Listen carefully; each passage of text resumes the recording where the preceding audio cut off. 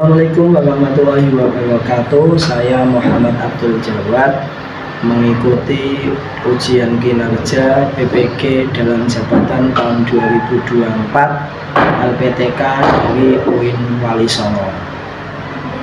Dalam video pembelajaran ini saya mengajar materi tentang sujud syukur. Terima kasih. Wassalamualaikum warahmatullahi wabarakatuh. Warahmatullahi wabarakatuh. Waalaikumsalam warahmatullahi wabarakatuh. Selamat pagi semuanya. Pagi luar biasa, tetap semangat. Yes.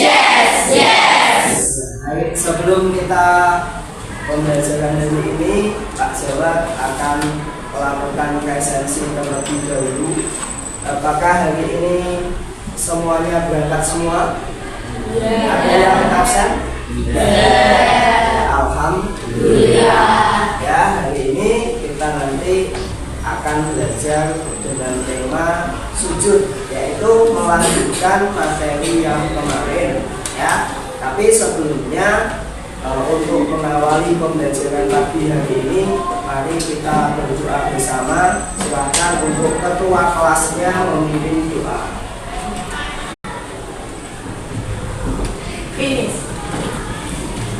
Ya, terima kasih sudah memimpin doa. Silakan dibuka buku paketnya di halaman 75.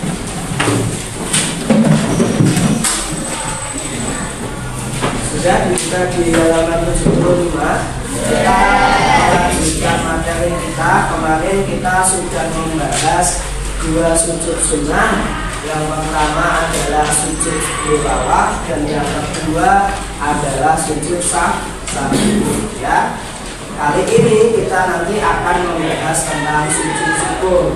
Kemudian tujuan pembelajaran kali ini adalah satu, kalian bisa memahami ketentuan-ketentuan dalam sujud syukur. Yang kedua, kalian nanti bisa mensimulasikan atau menarasikan ya penyebab-penyebab melakukan sujud syukur. Dan yang ketiga, nantinya kalian bisa melakukan sujud syukur. Ya, itu adalah tujuan pembelajaran yang kita capai pada pembelajaran hari ini. Ya, untuk yang kemarin, materi kemarin tentang sujud tilawah dan sujud sahwi, apakah ada yang masih ingat? Siapa yang masih ingat? Ya, kalau Mbak Itan, silakan Mbak Itan. Sujud tilawah adalah sujud yang dilakukan ketika mendengar atau membaca ayat-ayat sejenak. Ya, terima kasih. Betul atau betul? Betul. Sekarang sujud Sahwi dalam salat. ya, sujud karena ragu atau lupa dalam ibadah sholat. Itu adalah sebab-sebab sujud sahwi. Sekarang kita ke sujud syukur. Ya, pernahkah kalian menerima kabar gembira atau misalkan mendapatkan musibah? Pernah enggak? Nah, Kabar gembiranya biasanya apa? Mendapatkan juara atau mendapatkan apa lagi? Uang jajan yang lebih, dibelikan motor baru. Pernah. Kemudian terhindar dari musibah. Ya, untuk itu ya kita supaya nanti kita lebih paham tentang sujud syukur, mari kita lihat presentasi yang sudah disiapkan oleh Pak Jawad. Ya, sujud syukur.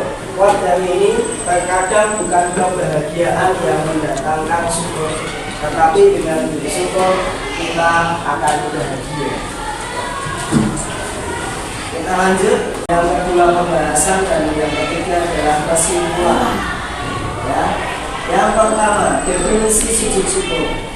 Sujud syukur adalah tindakan sujud yang dilakukan sebagai tanda rasa syukur ya atas nikmat atau kebaikan yang diberikan oleh Allah. Sujud ini dapat dilakukan kapan saja dan tidak terikat pada waktu tertentu. Ya, sujud syukur meskipun biasanya dilakukan setelah mendapat kabar baik atau mengalami momen benar. Ya, pembahasan sujud syukur dilakukan dengan cara yang mirip dengan sujud dalam sholat. Ya, dalam sholat contohnya terhindar dari musibah. Ya, kita lanjut next. Ya,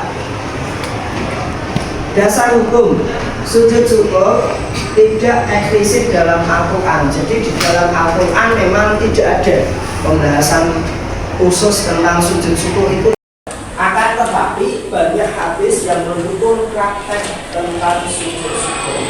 Nabi Muhammad SAW melakukan sujud syukur setelah menerima wahyu atau kabar gembira. Ya.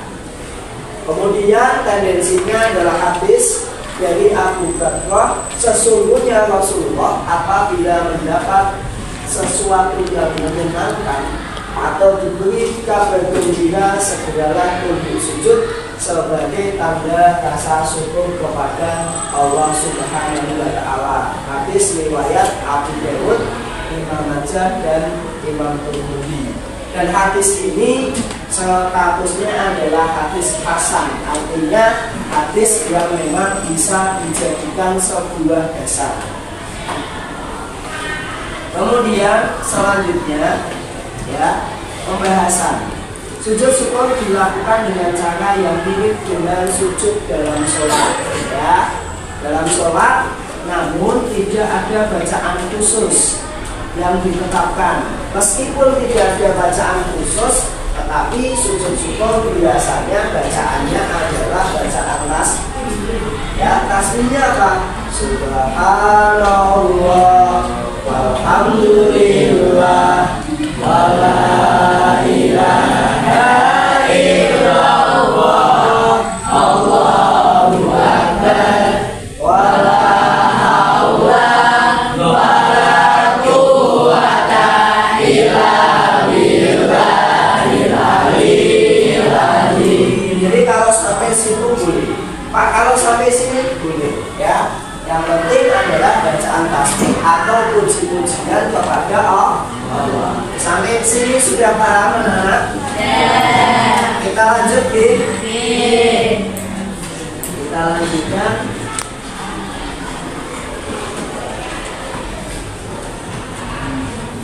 Ya, makna spiritual. Kita lanjutkan.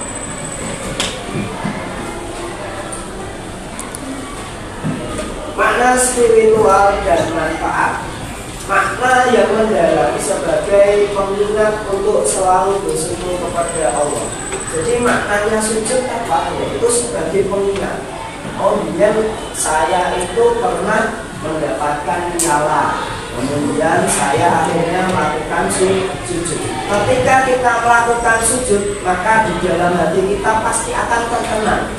Misalkan kita mendapat kabar yang sangat-sangat bahagia, kemudian kita tidak hanya baca Alhamdulillah, tetapi kita melakukan sujud, maka akan sangat terkenal. Contoh, tidak usah tinggi-tinggi, kalian nilai PAI-nya 100, ya kan? Kemudian kalian melakukan sujud, maka saya yakin itu nanti akan diingat-ingat sampai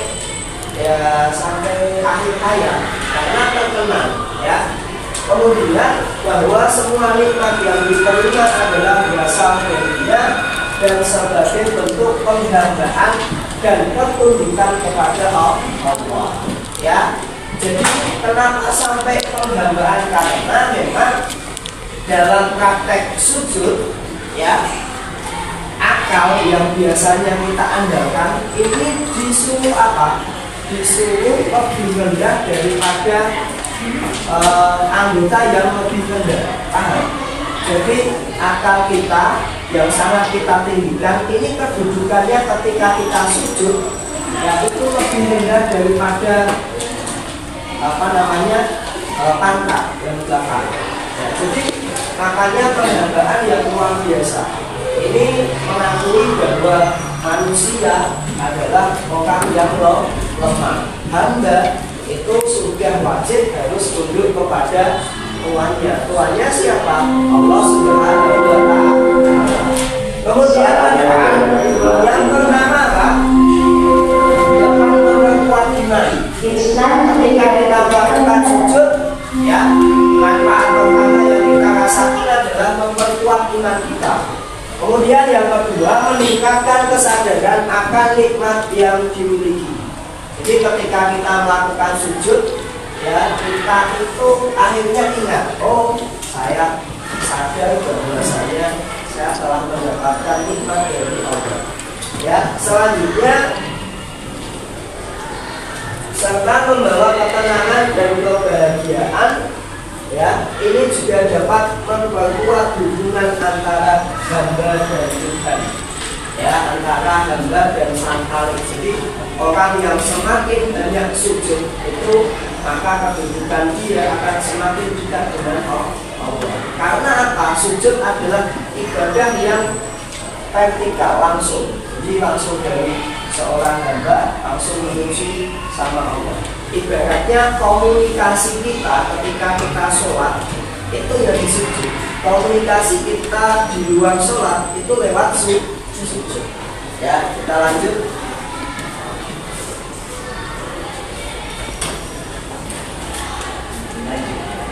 Ya, pembahasan yang kedua masih dari bab tadi, konteks kehidupan sehari-hari. Sujud syukur bisa dilakukan dalam berbagai situasi. Jadi sujud syukur nanti kita bisa lihat situasi apa saja yang mana kita bisa melakukan sujud syukur. Ya. Kemudian seperti saat mendapat pekerjaan baru, atau melahirkan anak, ya, kesembuhan dari penyakit, atau menemukan bahagia lainnya, ini membantu individu untuk selalu menginginkan, ya, mengingat Allah Subhanahu wa Ta'ala dalam setiap aspek kehidupan. Jadi ini membuat kita nanti selalu selalu ingat, ya, akan nikmat yang diberikan oleh Allah Subhanahu wa Ta'ala.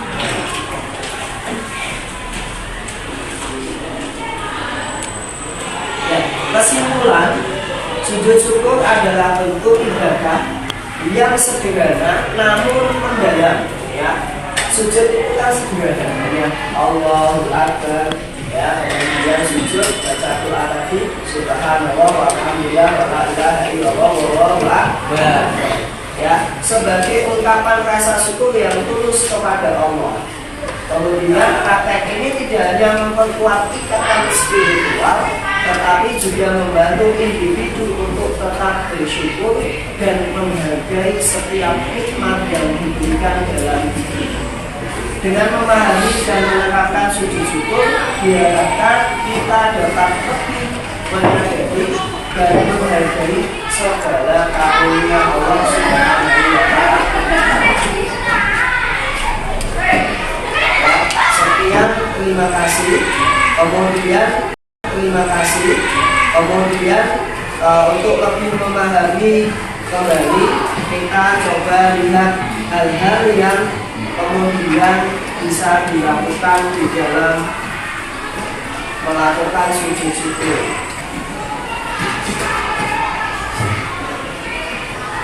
Adalah cara sujud syukur cuma begini saja, menghadap ke kiblat dengan duduknya orang yang duduknya bebas, tapi diutamakan duduknya itu adalah duduk seperti duduk iftirash, duduknya orang di tahiyat yang pertama. Duduk iftirash silakan juga cuma keutamanya seperti duduk ibadah, duduk iftirash, kemudian mengangkat tangan takbir Allahu Akbar. Setelah itu takbir untuk sujud. Setelah sujud membaca tasbih Allahu Akbar, Assalamualaikum warahmatullahi wabarakatuh. Seperti sholat persis. Dan harus memenuhi syarat-syaratnya, wudu, menghadap kiblat dan juga menutup aurat, jauh dari najis dan seterusnya. Baik. Kapan itu semua dilakukan? Di saat Anda dikagetkan dengan nikmat dari Allah, yang nikmat itu adalah karunia atau Anda dijauhkan dari bencana. Pada bencana di sebelah atau di atas lakukan sujud syukur. Adapun di dalam sujudnya Anda boleh membaca tasbih seperti tasbih di dalam sujud di dalam sholat. Berapa banyak? Karena sujud itu dianjurkan untuk panjang waktu Anda. Minimal 1, sekedar tumakninah 3, sampai sebebas-bebasnya. Karena sujud adalah termasuk rukun, tapi rukun panjang. Aqrabu ma yakunu al-'abdu min rabbihi wa huwa sajid wa yukthir fihi ad-du'a. Paling dekatnya seorang hamba dengan Tuhannya adalah di saat dia fadlul tunduk dalam sujudnya. Maka hendaknya di saat sedang sujud dia memperbanyak doa. Kemudian itu adalah teknis pelaksanaannya ya. Jadi sujud syukur tadi pelaksanaannya seperti sujud dalam sholat. Kakinya seperti apa? Istighfar ya, betul sekali. Kita lanjut hal-hal yang bisa menyebabkan sujud syukur. Menurut ini, viral video memperlihatkan seorang pria terjebak banjir. Pria tersebut bertahan berjam-jam di atas kap mobil sendirian. Ketika bantuan datang, ia begitu senang si pria bahkan sampai sujud syukur di atas kap mobil. Ia tak menyangka dirinya bisa selamat dari banjir. Seperti yang terlihat dari unggahan @akis_oren, seorang pria terjebak banjir sendirian di kebun kelapa sawit yang sangat luas. Bahkan, penduduk nyaris tenggelam hanya terlihat kapnya saja. Banjir tersebut terjadi di Johor, Malaysia. Pria yang tak diketahui namanya itu spontan sujud syukur di atas kap mobilnya ketika bantuan datang. Berjam-jam terjebak banjir tentu membuat dirinya pasrah dan cemas. Namun, kecemasan pun hilang setelah bantuan datang. Ia begitu senang sembari melambaikan tangannya. Bila itu sangat terharu karena tim penolong datang nyaman. Ini contoh ketika selamat dari banjir, ya kan, dia melakukan sujud. Ya, karena apa? Karena sudah ada bala dan uang. Jadi ini kan merupakan nikmat ya. Jadi nikmat yang luar biasa. Coba bayangkan misalkan bapak ini tidak ada tim penolong, kan kasihan ya kan. Sampai nanti dia tidak tahu bisa selamat atau tidak. Ternyata ya ditolong sehingga bapak ini ucapan rasa syukurnya melakukan sujud ya. Ini duduknya kakinya ikhtiros, kemudian ya telapak tangannya, kemudian dagunya juga menempel. Kita lanjut ya. Kemudian video selanjutnya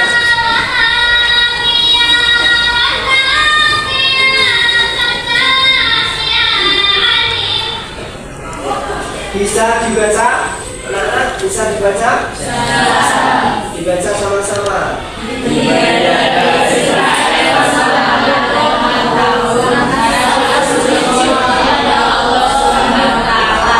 Ya, ada seorang Muslim Palestina yang dipenjara oleh orang Israel sampai berapa? 8 tahun. Coba bayangkan 8 tahun tidak ketemu anak, tidak ketemu. Itu kan nikmat yang luar biasa. Akhirnya Sarah Abdullah ini kemudian dia melakukan sujud apa? Syukur. Video selanjutnya ya.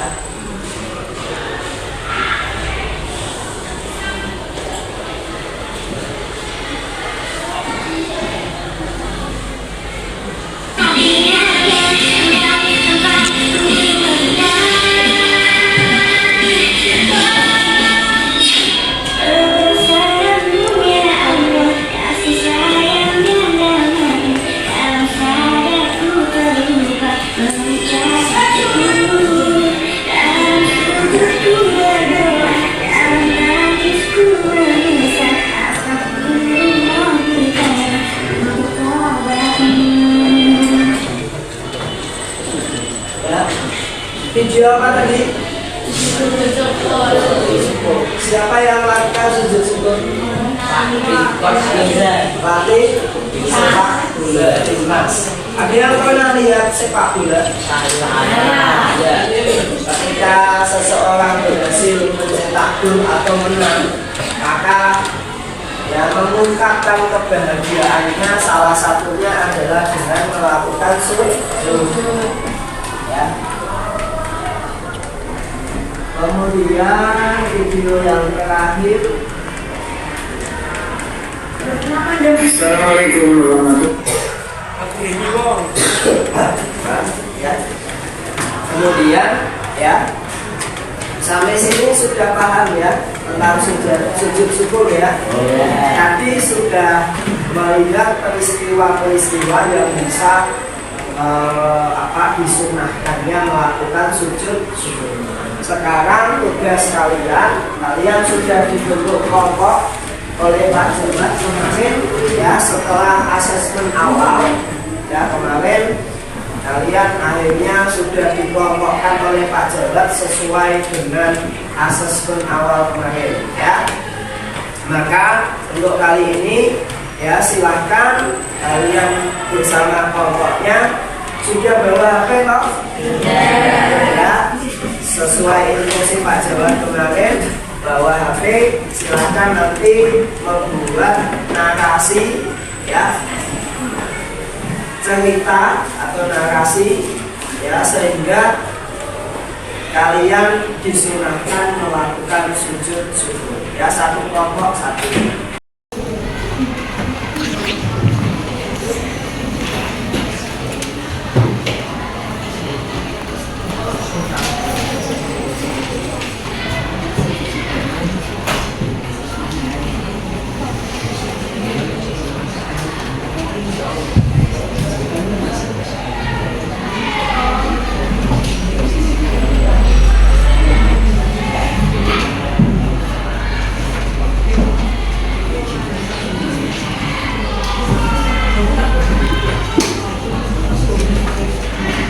Ayo silakan dikerjakan.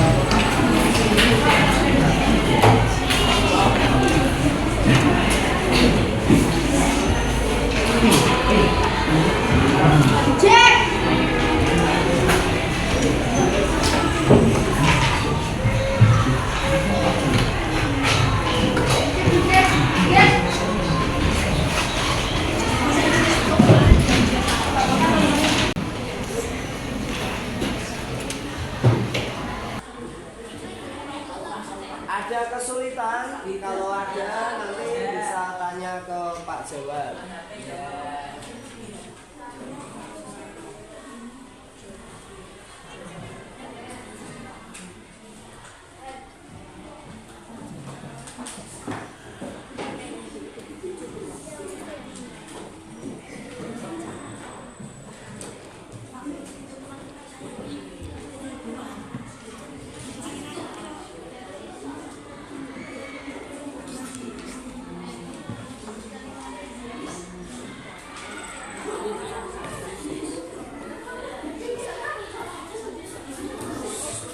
Ya, waktunya nanti 15 menit lagi nggih. 15 menit lagi.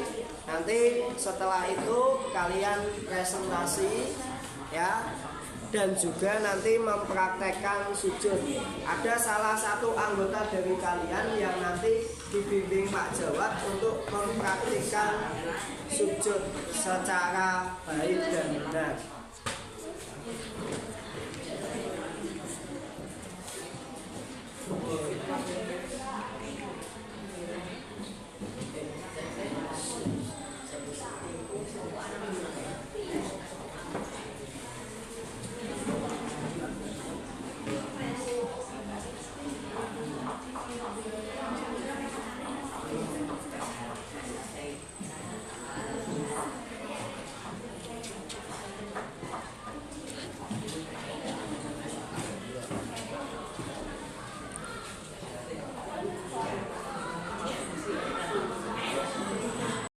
Ya, sudah selesai semua ya. Jadi untuk yang presentasi sesuai dengan pilihan, yang pertama adalah kelompok 1. Silakan kelompok 1 untuk maju ke depan.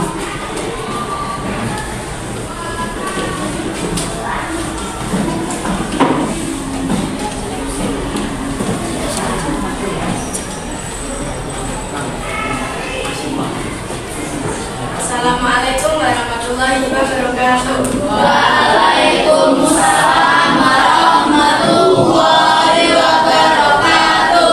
Ini saya akan mempresentasikan hasil kerja cerita narasi saya. Untuk itu perkenalkan Saya kami Pak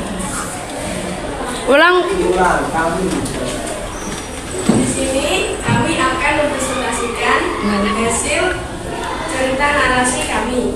Untuk itu, perkenalkan nama saya Indra Putri Samudra.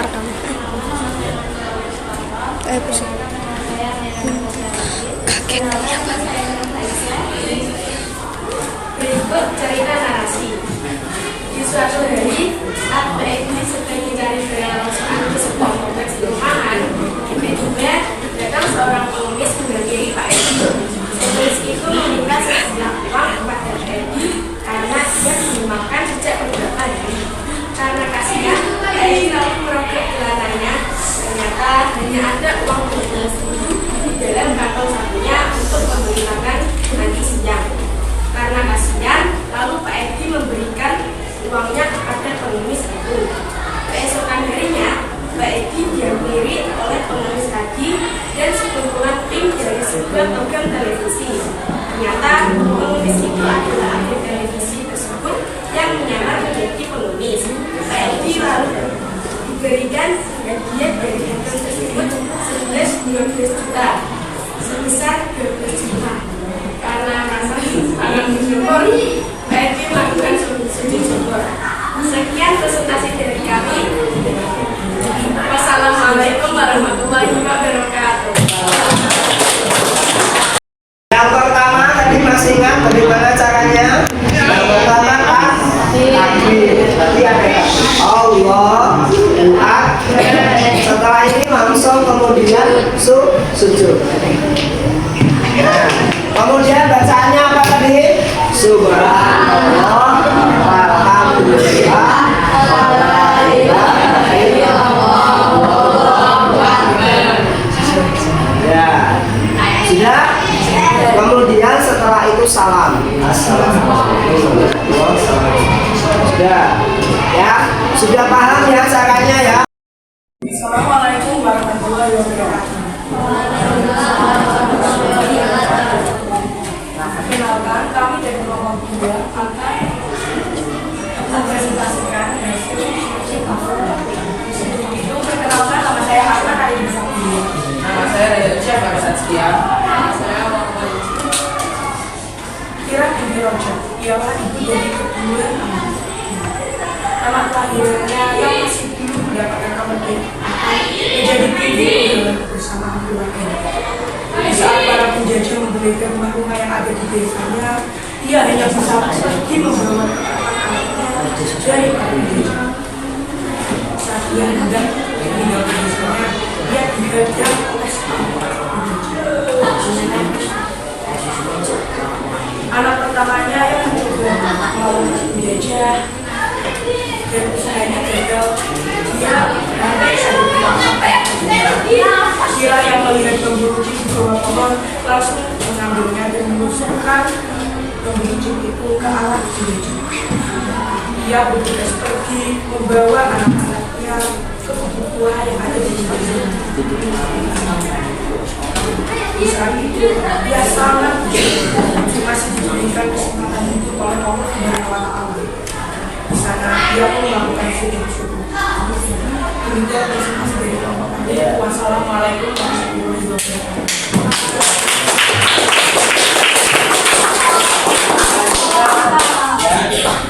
Yang praktek sujud, ayo.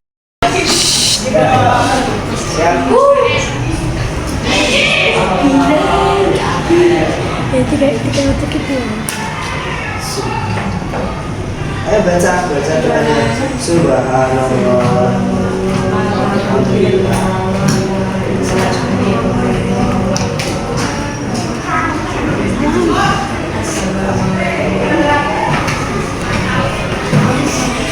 Ya, terima kasih untuk kelompok kita.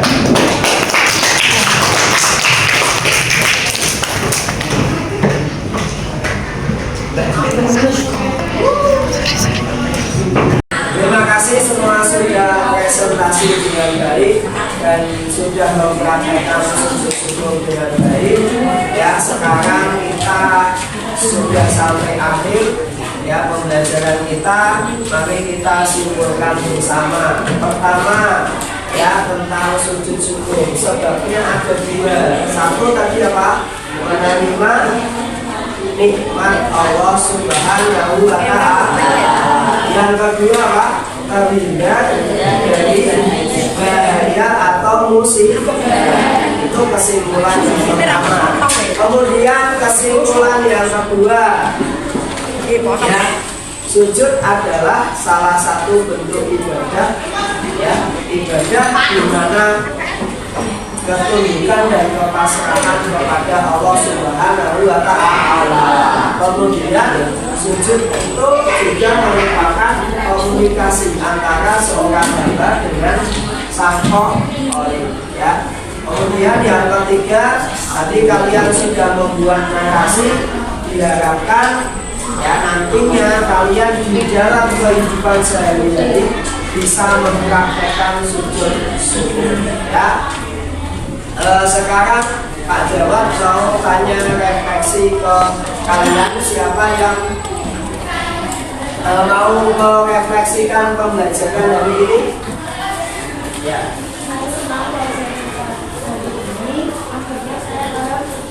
Ulangi Mbak yang keras. Saya senang pelajaran hari ini, akhirnya saya kalah dengan Terima kasih ya atas refleksinya, kita berikan aplaus besar.